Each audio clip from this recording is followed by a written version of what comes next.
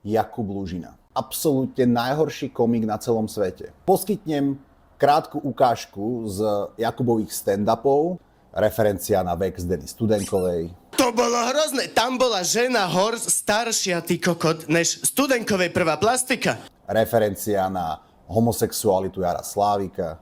Ja svoje dny trávim tým, že holím trávu. Vôbec sa za to nehambím. Na rozdiel od Jaroslavika sa nehambím za to, čo fajčím.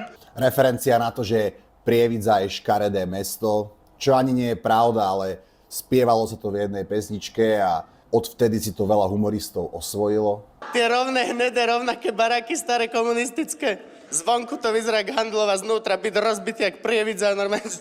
Referencia na Mariku Gombitovú alebo jej handicap. A začal som spievať s ním. A nevedel som čo, tak som išiel Koloseum Gombitovu. Alebo prípadne veľmi originálna asociácia medzi alkoholizmom a cirhózou pečene. Gabo je strašný. Gače mi neprajú, lebo mám love. Chcú mi zničiť moje sny, chcú ma vidieť dole. Yeah, sú nervózni, keď sa má niekto lepšie ako oni.